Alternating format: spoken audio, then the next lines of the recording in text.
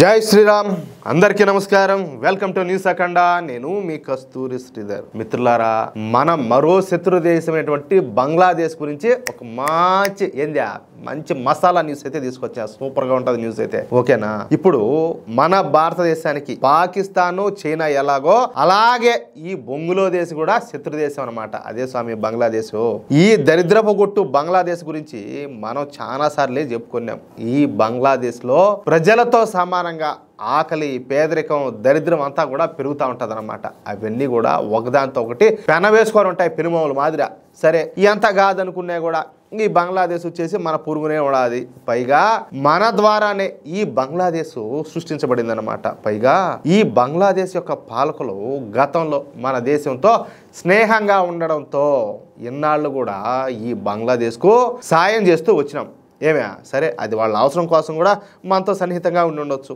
అది కాదనలేనటువంటి వాస్తవం అయితే మనం తినేటటువంటి భోజనంలో ఒక ముద్దను తీసి ఈ బంగ్లాదేశ్కి అందిస్తా ఉన్నాం ఎందుకు సరే వాళ్ళు ఏదో మనల్ని నమ్ముకున్నారు సరే మనకు కాళ్ళ కింద ఇరువల తిరుగుతారు కదా అన్నట్టు ఏది కుక్క పిల్లలు తిరిగినట్టు అర్థమవుతుందా ఈ బంగ్లాదేశ్ ఆర్థికంగా ఒక స్థాయికి రావడానికి కారణం మన భారతదేశమే ఈ బంగ్లాదేశ్కు డిస్కౌంట్లో కారు చౌకగా బియ్యాన్ని అందిస్తా ఉన్నాం పప్పు దినుసులను అందిస్తూ ఉన్నాం ఉల్లిపాయలు వంట నూనెలు వంటి నిత్యావసర వస్తువులన్నీ కూడా అతి తక్కువ ధరలకే మనము బంగ్లాదేశ్కి అందిస్తూ వస్తూ ఉన్నాం ఓకేనా ఇక బంగ్లాదేశ్లో వస్త్ర పరిశ్రమ వ్యవసాయం అనేటి చాలా ముఖ్యమైనటువంటి రంగాలు ఈ రెండు రంగాల మీదనే ఆధారపడి బంగ్లాదేశ్ అయితే బతుకుతూ ఉంటుంది అందుకే ఈ వస్త్రాలు తయారు చేయడానికి కావాల్సినటువంటి రా మెటీరియల్స్ను అదేవిధంగా కాటన్ను పత్తిని డీజిల్ను ఎందుకంటే ఫ్యాక్టరీలు నడవాలంటే డీజిల్ ఎంత కావాలి కదా ఆ డీజిల్ను మనమే అందిస్తూ వచ్చాం అనమాట అలాగే బంగ్లాదేశ్లో పండేటటువంటి జనపనార దాంతో తయారు చేయబడినటువంటి జూట్ ఫైబరు అలాగే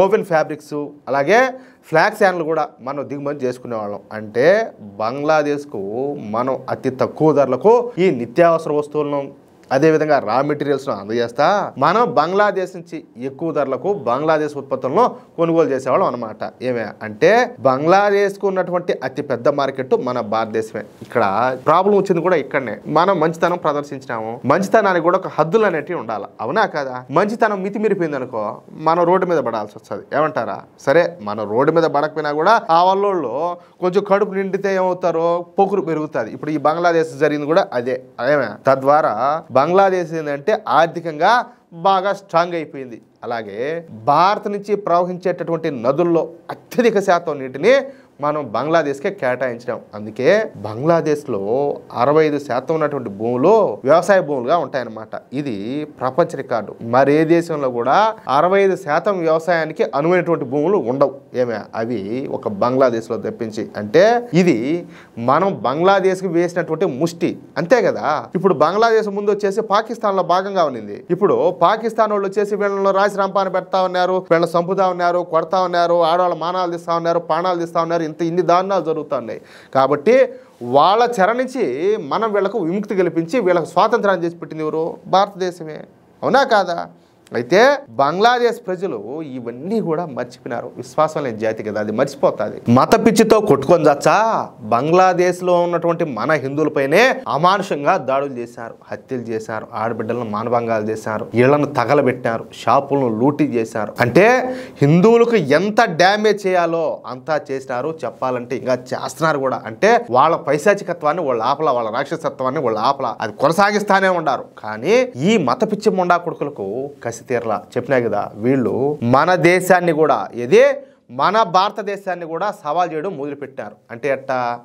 ఇన్నాళ్ళు కూడా మన మీద ఆధారపడి బతుకుతా మనం విధిల్చినటువంటి మెతుకులను ఏరక తింటా కూడా ఇప్పుడు వాళ్ళు మన మీదనే తిరగబడే స్థాయికి ఎదిగిపోయినారయ్యా చూడండి ఎలాగైనా సరే భారతదేశాన్ని ఇబ్బందులు పెట్టాలని చెప్పేసి ఈ బంగ్లాదేశ్ ప్రభుత్వం అదేవిధంగా ఈ బంగ్లాదేశ్ ప్రజలు కలిసి ఒక నిర్ణయానికి వచ్చారు అంతే మొన్న జూన్ 19వ తేదీ రోజున ఈ చైనా పాకిస్తాన్తో కలిసి ఈ బంగ్లాదేశ్ త్రైపాక్షిక సమావేశాన్ని నిర్వహించిందనమాట అందులో భారత్ను ఏ విధంగా ఇబ్బందులు పెట్టాలన్న విషయాలపైనే ఈ చర్చ అంతా కూడా జరిగినట్టు తెలుస్తుంది తెలిసేదేంది ఇది బహిరంగ రహస్యమే వాళ్ళ దాపరకమే ఉన్నది చివరికి మన దేశం పైన యుద్ధం చేస్తామనే దాకా ఈ బంగ్లాదేశ్ వచ్చింది కాదియా వీళ్ళెంత వీళ్ళ బతుకెంత పొద్దున లేసి బ్రహ్మగడియలో లేచినామంటే టిఫిన్ చేసే టైంకి బంగ్లాదేశ్ ఉండదు అది వాళ్ళ బతుకు వీళ్ళు కూడా మన మీద తొడలు కొట్టేవాళ్ళు లేపినారు ఏం చేస్తాం కర్మ అతి మంచితనం ఇంత దాకా తీసుకొచ్చింది మనల్ని. ఏమే అంటే మన మీద ఆధారపడి బతుకుతూ మనం వేసేటటువంటి ముష్టిదిని పెరిగినటువంటి ఈ బొంగులో దేశ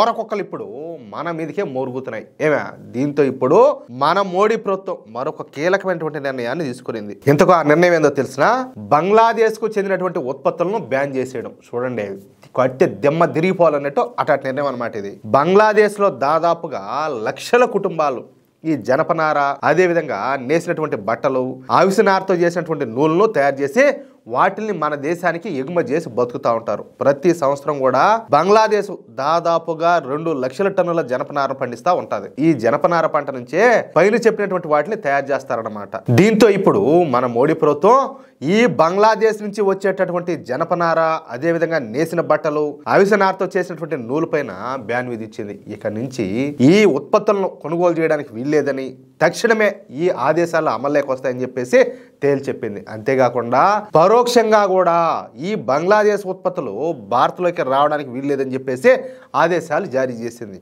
అంటే ఈ బంగ్లాదేశ్కు చెందినటువంటి ఉత్పత్తులను ఇట్లా నేపాల్ మీద నుంచో, లేకపోతే భూటాన్ మీద నుంచో, లేకపోతే శ్రీలంక పంపించి అక్కడి నుంచి మళ్ళీ మన దేశానికి దిగుమతి చేయడానికి కూడా భారత ప్రభుత్వం పూర్తిగా నిషేధించిందనమాట. అంటే ఎట్టి పరిస్థితుల్లో కూడా అవి మన దేశంలోకి రావడానికి వీల్లేదు. అంటే బంగ్లాదేశ్ పైన మన మోడీ ప్రభుత్వం ఒక బ్రహ్మాస్త్రాన్ని ప్రయోగించిందనమాట. ఈ దెబ్బతో ఈ బొంగులో దేశంలోని ఈ లక్షలాది మంది జిహాదీగాళ్ళంతా రోడ్డును పడడం ఖాయం. తినడానికి తిండి దొరక మళ్ళీ మన భారత్ కాళ్ళు పట్టుకోవడం ఖాయం. వాళ్ళు కాళ్ళు పట్టుకున్నా లేకపోతే బూట్లు నాకినా కూడా మనమైతే కనికరించకూడదు. ఎందుకంటే వీళ్ళ కడుపులో చల్లగా ఉండిందనుకో మనల్నే చంపాలంటారు. అదే కనుక వాళ్ళకి మండిందనుకో మళ్ళీ మన కాళ్ళ కాడికి వచ్చారు. లయ్యో లయ్యో లయ్యో కిస్ మన కుక్కపిల్లలు వచ్చినట్టు మళ్ళీ మన కాడికి వచ్చారు. ఏం వాళ్ళకి మళ్ళీ బాగా జరిగిందనుకో మళ్ళీ పాకిస్తాన్తోనూ చైనాతోనూ జతగట్టి మళ్ళీ మనల్ని నాశనం చేయాలంటారు. వాళ్ళ దగ్గర తీర్చా ఒకసారి మీరు కూడా ఆలోచించండి. మొత్తానికైతే మోడీ ప్రభుత్వం దెమ్మ తిరిగిపోయే ఒక మంచి అద్భుతమైన డెసిషన్ అయితే తీసుకునేది. అదే విషయం. ఇదే కాదు, కొట్టే సాగు దెబ్బ అయితే ఏం లేయకూడదు. ఇట పాకిస్తాన్ కానీ ఇటు బంగ్లాదేశ్ కానీ లేయకూడదు. అంతే. ఇంకా చైనా అంటారా, అది మన చేతల్లో కూడా ఉన్నది. చైనా వస్తువులను మనం పూర్తి స్థాయిలో బాయ్కాట్ చేస్తే చైనా కూడా ఆ దెబ్బ తగులుతుంది. చెప్పాలంటే భారత ప్రభుత్వం ఎంత బాధ్యతాయుతంగా ఉంటుందో భారతదేశ ప్రజలు కూడా అంతే బాధ్యతగా ఉండాలి. అది విషయం. మన శత్రు దేశాలను మనం ఎట్టి పరిస్థితుల్లో కూడా ప్రోత్సహించకూడదు, క్షమించకూడదు. ఏమంటారా మిత్రులారా? ఈ న్యూస్ కనుక మీకు నచ్చినట్లయితే ఖచ్చితంగా ఈ న్యూస్ నలుగురికి షేర్ చేయండి. అదేవిధంగా ప్రతి ఒక్కరు కూడా మీ యొక్క అమూల్యమైనటువంటి అభిప్రాయాలను స్పష్టంగా కామెంట్ రూపంలో తెలియజేయండి. ఇంకో విషయం ఏంటంటే, ఇంతవరకు మీరు గనక మన ఛానల్ను సబ్స్క్రైబ్ చేసుకున్నట్లయితే ప్రతి ఒక్కరు కూడా మన ఛానల్ను సబ్స్క్రైబ్ చేసుకోండి, సపోర్ట్ చేయండి ప్లీజ్. జై శ్రీరామ్, జై హింద్.